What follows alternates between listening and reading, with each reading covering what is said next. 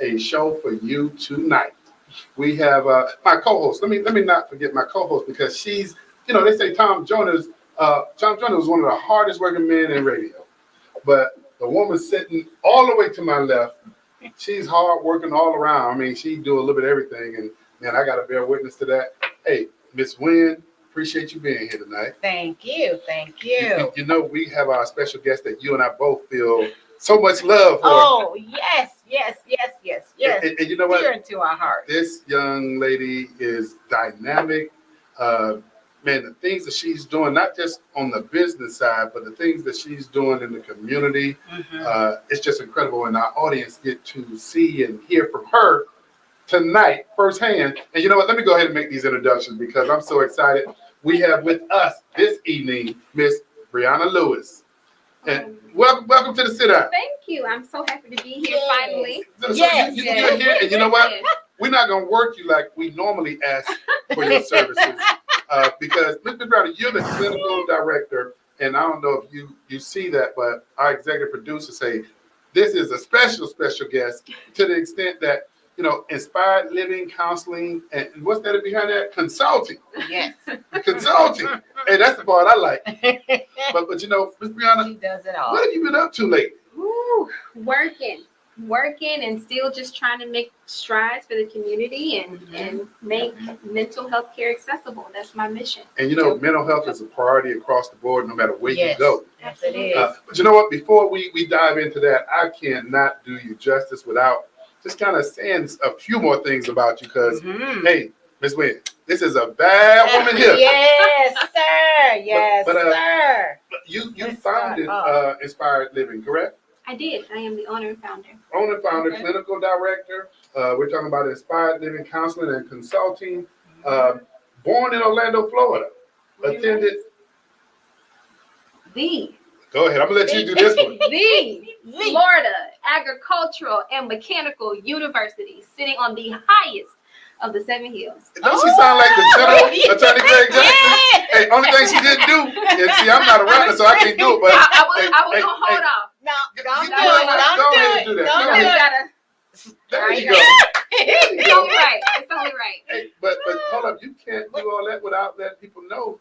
And me and Miss Wynn congratulated you because something happened just recently. Yes, it did. It did. I something that I've been working towards for a very long time, to continue my passion and love for community service. I am now a member of Delta Sigma Theta Sorority Incorporated. Yay! Congratulations! Thank you so much. I don't know which way my daughter's gonna go, but she's been Delta's the only way. She's been really pursued. Delta's all the way. Delta's the only way. All right, hey, Brianna. You see, you may need to call Miss Lewis. Yes.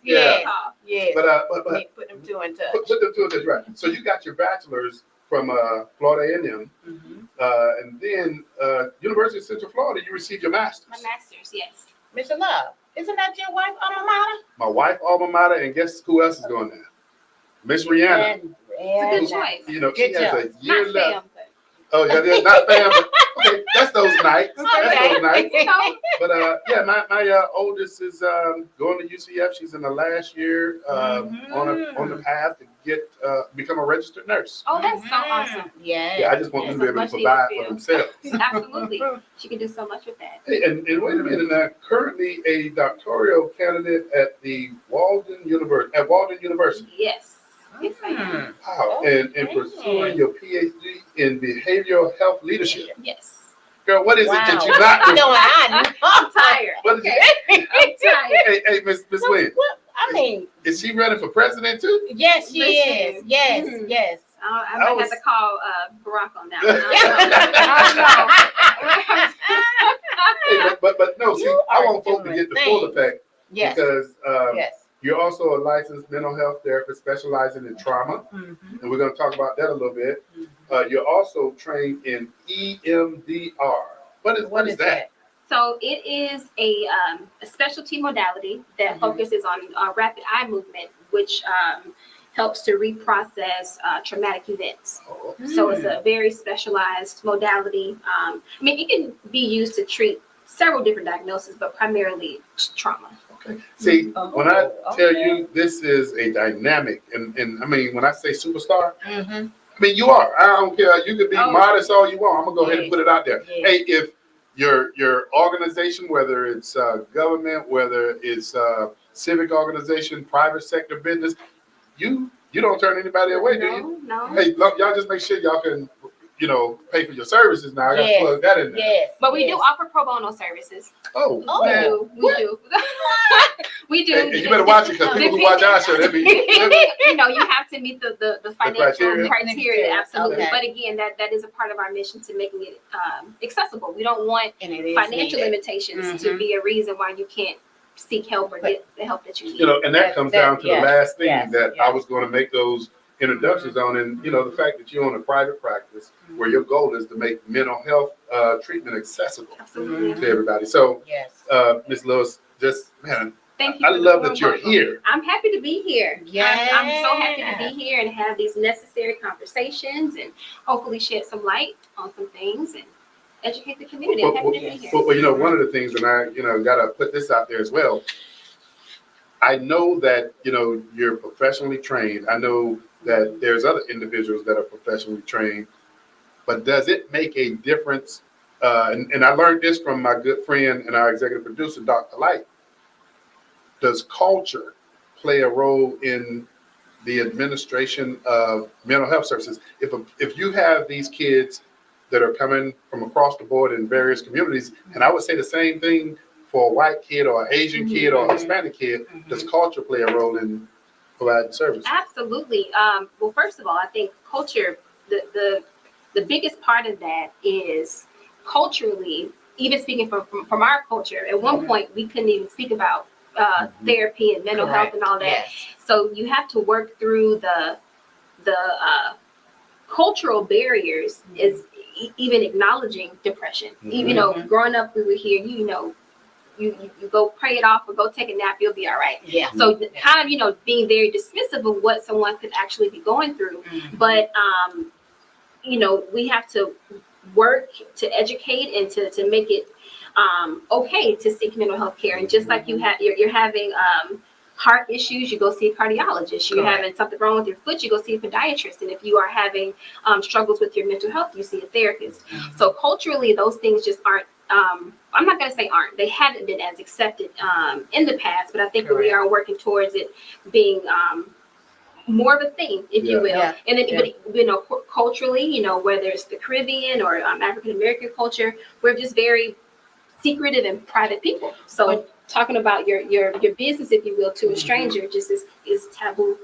But I noticed too, a lot of athletes are coming out talking about mental health. I know for one, Simone Biles, when she was on the forefront with hers and stepped away from her gymnastics, I see a lot of other ones are coming out and to discuss, like you said before, it was like a hush hush. Oh yeah, no, point. it wasn't a thing. And I appreciate celebrities and individuals that have the platforms to take those types of steps because people are looking up to them, people are watching them. So if they normalize it in a sense, it makes, us common folks feel like, okay, maybe, if they're going through it, they have all this money, fame, my issues, they well. So it is important for celebrities and individuals with platforms to speak up about it. But I think she's feeling comfortable, and countless other celebrities, is because not only has society, making a slow pace towards making it okay, but also these big organizations are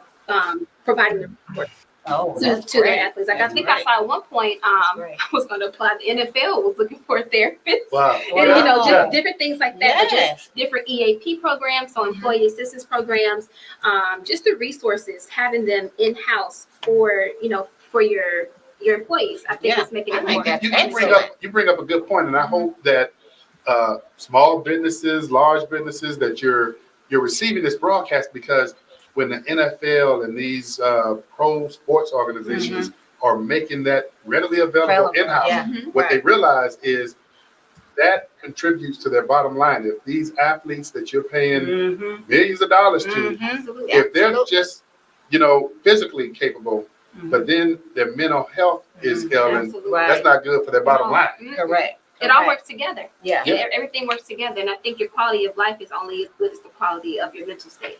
That's so true. And physical health as well. So it all works together. Like if one thing can't be, copacetic and something is off, you're still not going to feel like You know what we used to believe about these professional athletes? What we used to believe about these athletes was, you got the money. Right. You got no problem. Right. But as some of the rappers say, more money, more problems. Absolutely. So and they're still human too, regarding but Steve, I think too, bringing more money, that just, you have to have fundamentally, I think you have to be in a good place before you get the money, because the money is only going to bring in more headache. Even looking at Robin Williams, that's one of my favorite actors. He died by suicide, unfortunately. But you think of situations like that, you have the money, the fame, but then you also have people using you. You risk exploitation, and you risk not having financial literacy, blowing through the money. So just so many things that come with that. But I think you would imagine that with money comes happiness, but honestly, money makes you, if you misuse it and you aren't fundamentally in the best space mentally, money can drive you to a very dark place. I think there's 3 things, if you come into money, that needs to be set in place. 1, everyone needs to do a mental health check.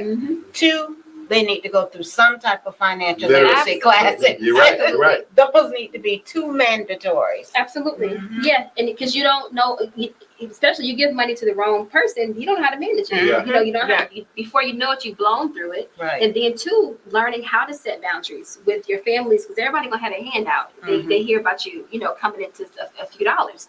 So you have to be able to manage it. But if you don't hone in on those areas, I think that's the recipe for disaster. I'm sitting here and I'm listening to this conversation and I'm thinking, if I had money, the first thing I'd come to get my mental health services from you would be to counsel me on how to say no. How to say no. Hey, if you're listening to this broadcast and you have a question or you need some guidance, hey, please call the show. That phone number is 321-483-7002. Once again, that number is 321-483-7002. And we're honored to have Ms. Brianna Lewis in the studio with us. She is the owner, operator, clinical director, founder of Inspired Living Counseling and Consulting Services. And yes, we're talking about health and wellness, but we're talking about mental health. And Ms. Lewis, hey,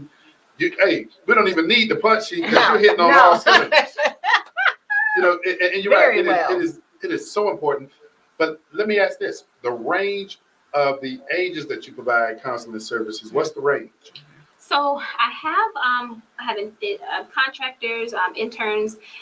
So between all of us, we see a pretty vast range of from adolescence. So typically about the age of 2 or 3 up until late adulthood. Oh, okay. Wow. And you said something, and I want to make sure that I put this out there. And you've been great with, and I'm talking about you as an entrepreneur, but also giving back to the community. It was times that the Florida Economic Consortium would get calls from parents that are saying, my child needs some counseling services. Where do I go? Who can I get this from? And because, the fee-for-service organizations, the first thing that they were asking these individuals were, what type of insurance did you have? And then if they didn't have insurance, let them know, hey, we got a sliding fee scale. And the population that contacted us, they can afford it. Right. So if you are a parent, and thanks, Dr. Polite, for strolling that number across. And for those of you who are watching us on Facebook at Let's Talk Nation USA, or that's watching us on www.ltnnetwork.net, we welcome you to call us at 321-483-7002.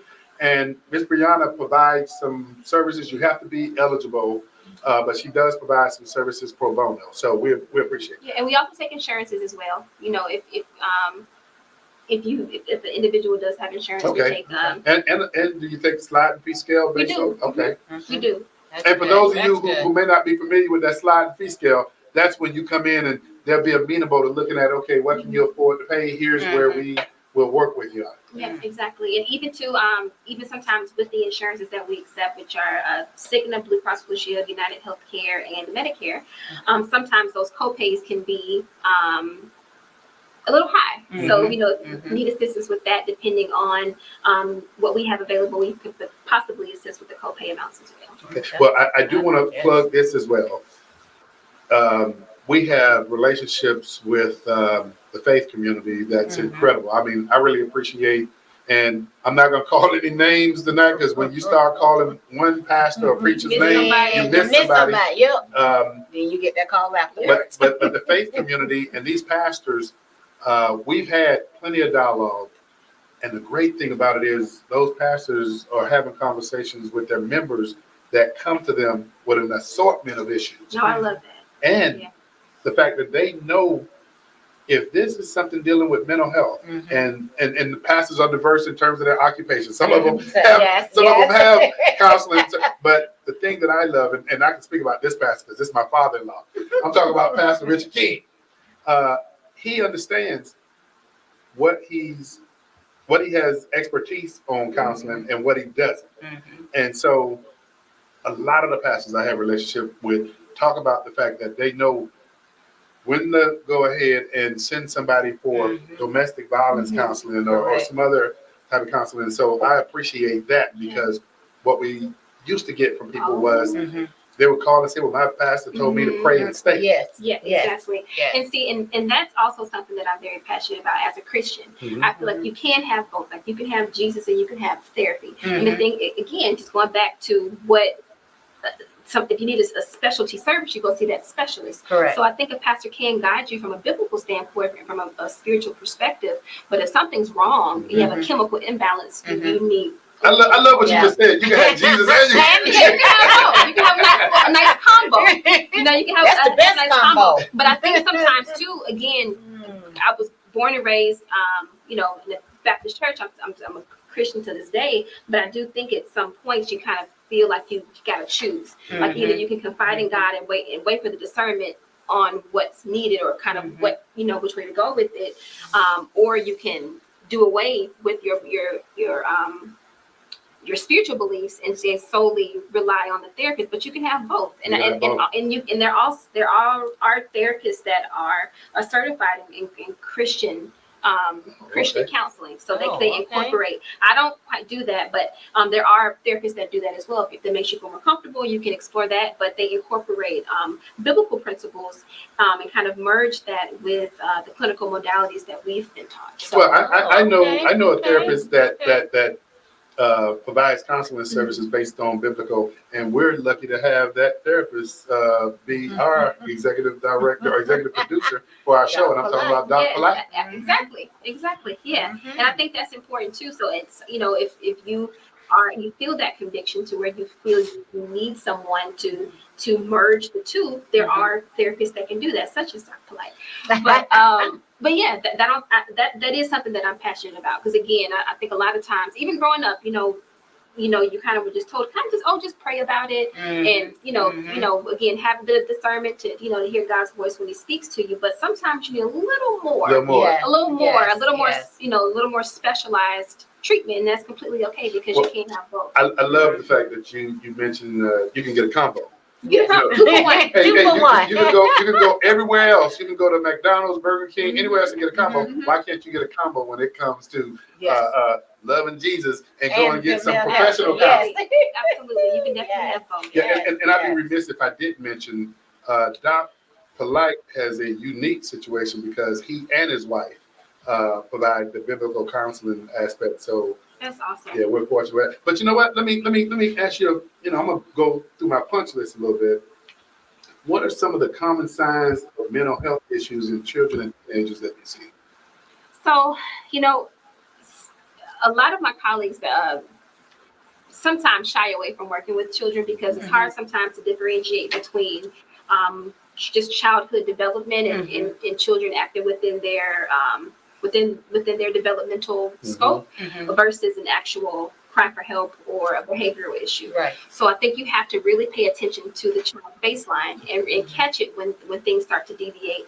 But it can be a variety depending on what the diagnosis is, as far as warning signs go, from acting out. You should know your child. You should know how they act, and they start doing things that just are outside of their norm. There's usually an indicator or a cry for help of some sort that something's going on. So acting out, failing in school. If they're typically a straight A student, now they're failing or their grades are dropping. Starting to isolate themselves. That's a big one, especially in teens. You see a lot of isolation sometimes equates to depression. Paying attention to their arms and their wrists. Are they cutting? Cutting is a technique, if you will, or a coping skill sometimes for adolescents and teenagers that they use to feel pain. Sometimes they feel that they're let me, because this is real interesting, and I'm not by any means devaluing mental health, but think about going back in time, and I'm going to talk about when I was coming up, the fact that children could have been experiencing mental health, but when I was coming up, the therapy was I wasn't going to say the therapy was a butt whip. There you go. Because which creates a whole other issue. Can of trauma. So I'm gonna look at the camera and say, "Hey, Mama, I think I need a refund on some of the butt." But think about now, people are more familiar with mental health and their services that can be provided. So it's not the old school therapy that we used to get. Now people can actually, or young people. And I think it's too a lot. I mean, I definitely got whoopings growing up, but I think the thing whoopings is that oftentimes we weren't affirmed in how we felt, and our feelings weren't validated. You kind of just do as I say and shut up. So you really don't have a chance to express yourself, and that could be a indicator, if not an indicator, but a red flag if the child feels that they're not able to express themselves, or if they've come to their parents with a challenge and they're kind of just brushed off and it's dismissed. Now this child wants to do something to stand out, to feel heard by their parents. So just being mindful of those kind of things. But I mean, when you back in the day, you just got a whooping, you dealt with it, and then your mama cooked dinner, and now everything's okay. Nobody talked about anything. You just got your whooping, you went to your room, you was on punishment, maybe you got your TV taken away, then she'll cook dinner the next day or breakfast, and nothing ever happened. But again, no emotions are discussed. That's true. No, the issue wasn't discussed, so you don't really have a productive conversation. It's just more so just being condemned for whatever you did without actually discussing it. And I think when you said just go in after the whooping and don't say anything, I think that's a lot of young folks now can't express their feelings. But hold up, time out though. Back in the day, if I'd have gone to my mom and said, "Mama, can we discuss why you in the game?" Ain't no discussing. Discuss why you did it. But no, I had to throw that out because now, we live in the culture to where parents are encouraged to let you know why you're being punished. When I was coming up, that was not encouraged. Explanation. And then too, I feel like discussing things and actually having a sit-down conversation sometimes is deemed that's not a child's place to just talk about stuff. You just do what I say, and that's the end of it. So you're talking about, and we're shifting to where we live now and where we were, because before it was one of those situations where, and I grew up in that era, a child was to be seen, not heard. Yes. And I think that's what we need to kind of get back to. But to me, this generation here, some of them is just so to the left part of it. They won't understand. This is a challenge, very, very challenging. Because one of the questions was, how can social media and the technology impact the mental health of the young people? Ooh, good glory. Oh man, this is just such a different time. This is a time where promiscuity, drug use, disobedience, just everything is just so normalized and made to be okay, and everything's in the forefront. you don't have to hide any. Just all all this stuff is out there. So you have all these influences, the pressures of these kids wanting to feel cool and involved, and and kind of in the know and being hip. So that is a huge influence. Just, I mean, even when I was growing up, there were pressures to want to fit in and to want to be a a part of something, cool, right? And I didn't even have the pressures of social media. So you already have that pressure, but now you see it every day. And then also too, social media, you're constantly comparing. So these kids are seeing their classmates posting in Jordans, or their parents driving this. Like, dang, like I don't have that. So like that just creates such a mental burden on these kids that is just really unnecessary. And I don't think that they're not able to realize that social media can be whatever you want it to be. Like, it's not a real place. Like, you can crop a pair of the latest Jordans on your feet if you want to. Like, you can literally stick it on your feet and make them look like it's yours in the picture. So it's not a real thing.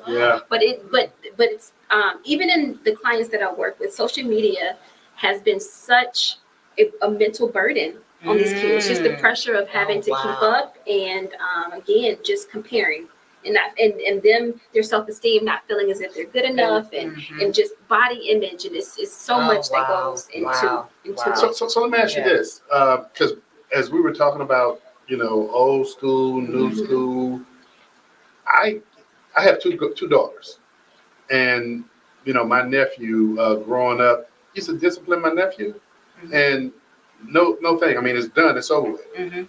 But discipline my daughters, man, they walk around the house and eyeballing you, and I got to look back down at them and just make sure, and I'm thinking that was a few days ago. But I mean, I'm not in the field, but I will tell you, my daughters took being disciplined a whole lot different than my nephews.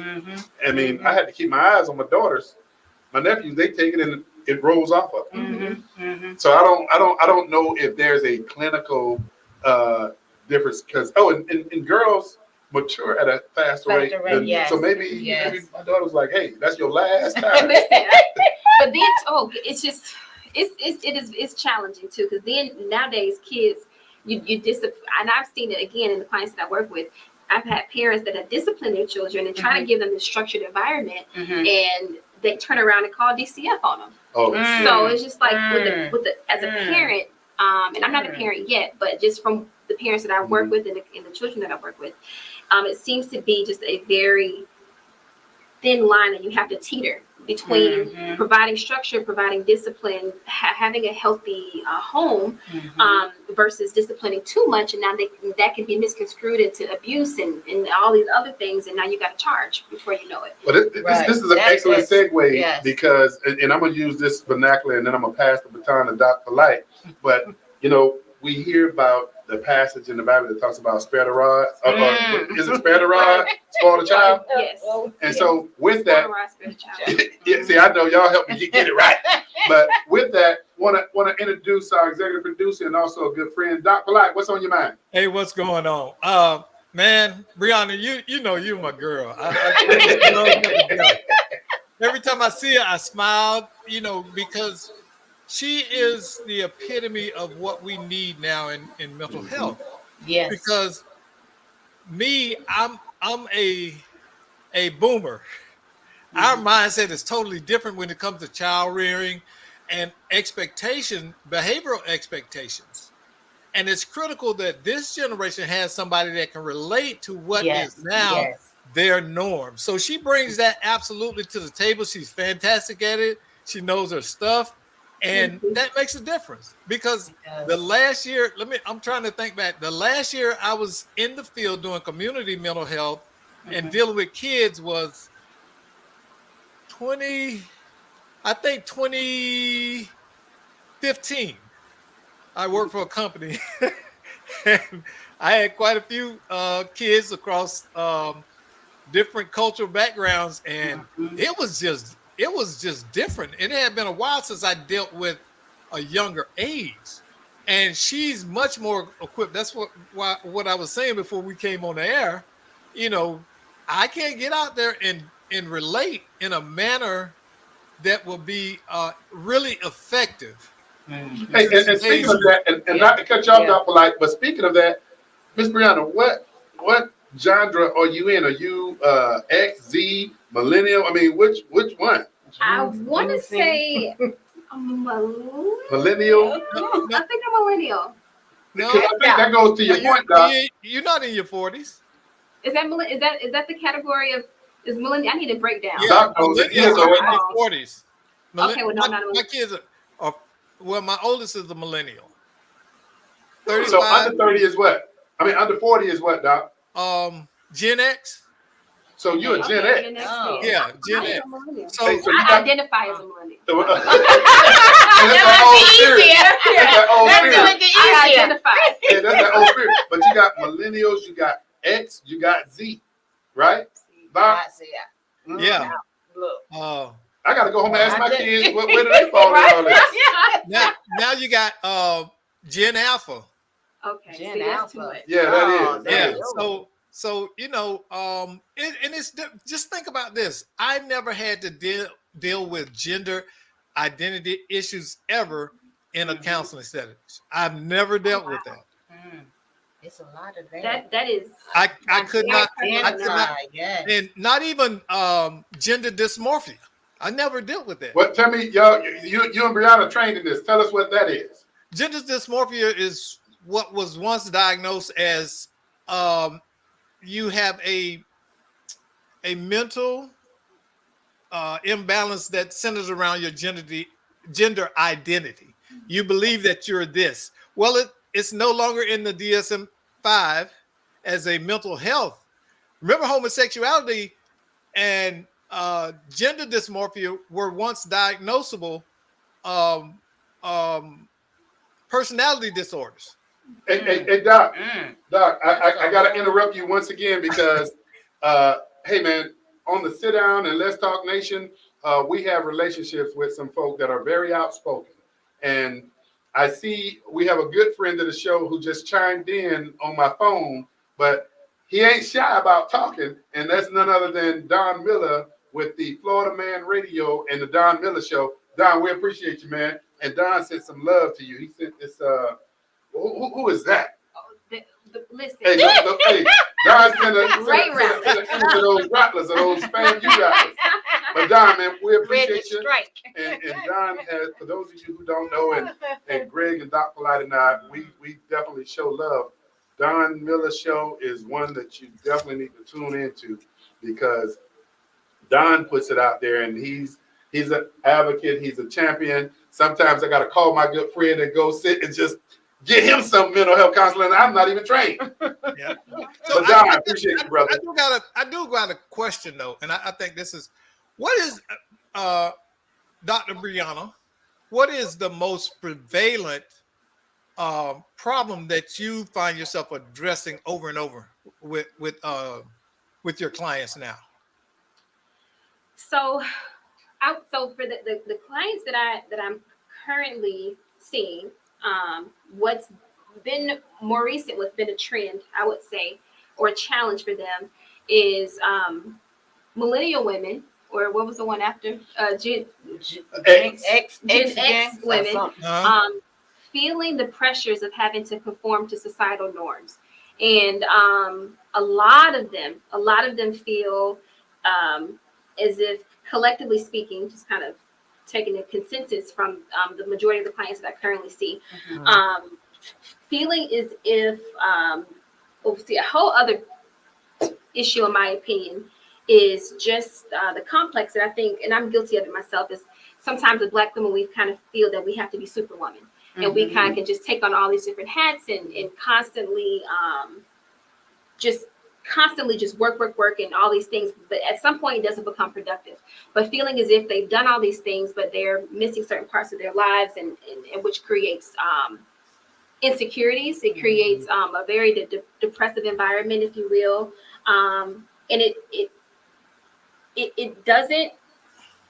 How they've expressed that they feel does not reflect the reality of how others see them. But so speaking to just not them not identifying the work that they put out and feeling it as if they're not good enough. Is it them putting more pressure on themselves? Absolutely. But putting pressure on themselves because they feel that it's what they're supposed to do. Okay. Because that's kind of the way that they've been conditioned. Right. You know, that's very, very interesting. I just spoke to a conference about the strong Black woman label that so many Black women subscribe to and believe that they have to meet that criteria. And we just kind of put it out there. Well, no one's asking you to be a strong Black woman. You guys are kind of taking on that title and putting that armor on, Right. and you're struggling under it, but you don't want to take it off. Right. So But I think too, in speaking as a Black woman who has dealt with this issue, it isn't necessarily a choice. It's kind of more so a conditioning.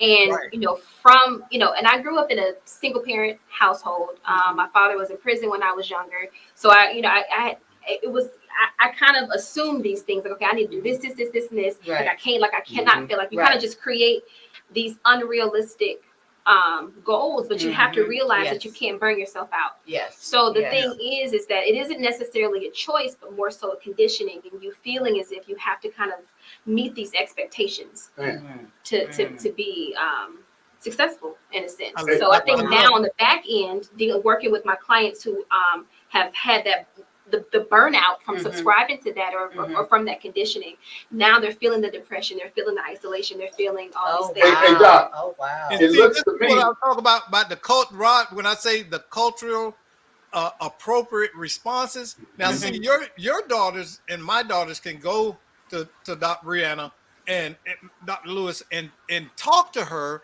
and she can relate. Yes. Correct. What Yes. they're saying.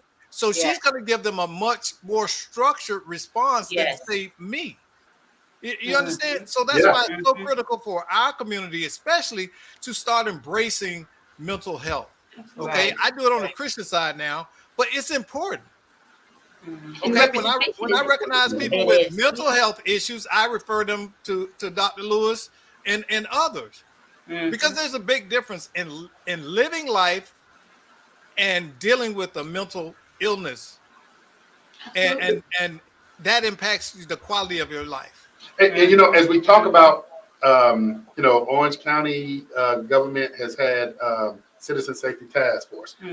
Some of the revolving themes, if you would, have been, how do we identify young people Yes. that would benefit from mental health services? And so, Ms. Lewis, if you would, articulate what are some of the red flags that parents should be looking for? Well, an ACEs assessment is that's a great place to start. Doc, you saw that segue? I like that. Yeah. Hey, so you might want to tell people what ACEs is. So ACEs is an assessment that assesses children for adverse experiences. And again, with that being said, just kind of putting a pin in that, is oftentimes we tend to normalize traumatic experiences. So whether it's food and poverty, or whether it's a parent being incarcerated, whether it's abuse in the home, exposure to different things, if that becomes your reality, and that's the reality of your cousin, the reality of your friend, it is not going to be deemed as an adverse experience. It's just kind of how life is. It's kind of just the norm. If that is your personal experience, as well as the experience of those around you, it's no longer a red flag. It's just the norm. So, but it doesn't mean that it's okay. So the ACEs assessment is a great tool to help identify those adverse experiences, and the earlier that you can catch them, the more that they can be reversed. Because a lot of times too, with the age range that the ACEs assessment is administered to, those are the most impressionable years. And depending on how a child is reared within that very delicate time frame, could potentially have implications of adulthood trauma, how they develop that. So it is very important to catch these things when they're young and reverse them. So the ACEs assessment is a great tool to assess for potentially normalized experiences that are adverse and unhealthy. And for our audience that's listening and you're hearing about this ACE assessment, this ACE assessment was one of the single largest United States studies that took place, or research studies that took place, and it was done by the Kaiser Permanente and the CDC. And so an ACE is a 10-question assessment, and then you basically score out where do you score in the process. CSG Tech Solutions has created a portal to where you not only take the ACE assessment to see where you stand, but it also provides you an array of providers that you can go to receive services. And you know, Miss Lewis, we gotta bring you back. We gotta give you your own show. Yes. Doc, we're gonna have this conversation because minus me and you and Miss Wynn and you, whoever else you invite, this is a conversation that we're extending to the community. How to get to know where expired living is at, how to get a hold of you. Matter of fact, Doc, we need another phone number that we need to put at the bottom of the screen. If they want to reach out to you and your company for services, what is that phone number? So our phone number is 321-622-3840. And I know Doc Polite will have that up on the screen. And Doc, I'll say it once again, that number to contact Inspired Living Counseling and Consulting is area code 321-622-3840. So I asked about the red flags, and we talked about ACEs. From a standpoint, how does ACE impact the long-term mental and physical health of individuals who basically get their score? That's to me, that's one of the first most important things. Right. Know where you sit. What has been an adverse experience for you? And one of the things that's on there, it asks the question, have you ever gone hungry? Did you ever feel like you were going to be homeless? Has there ever been anyone in your household that has been incarcerated? It asks these questions that, for the most part, we don't look at as being traumatic. Correct. But they are. Right, and they can have long-term implications.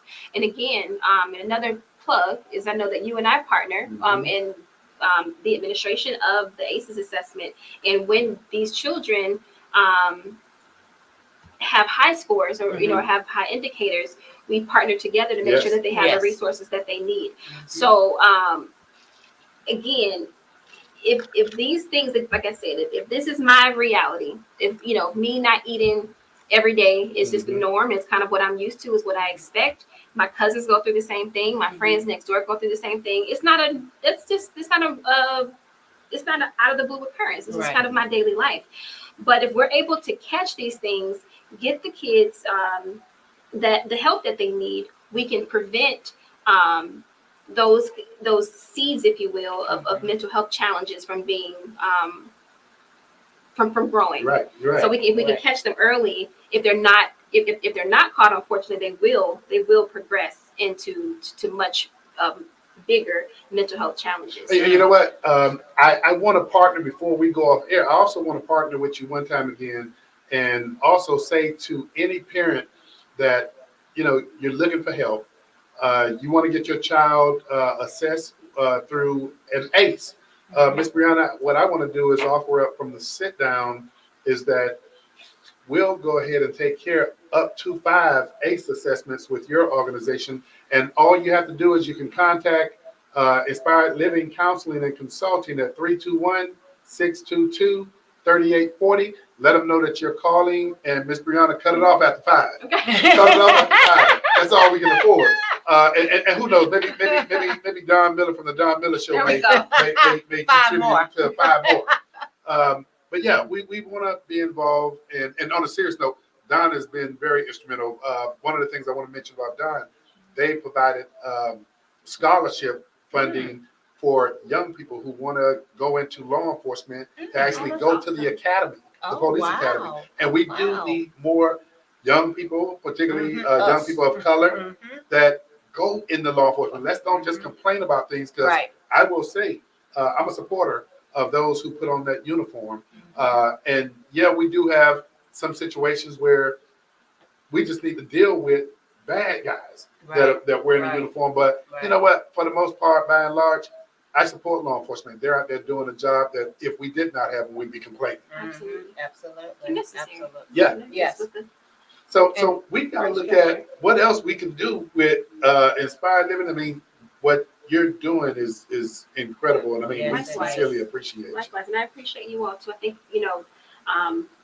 you all have a great mission, and you all set out to do amazing work, and I truly appreciate the opportunity to work in partnership with you to truly improve and better our community. Hey, I can't go off the air. Got another quick question, and the person asked, "Is ACE only for children?" And the answer to that is no.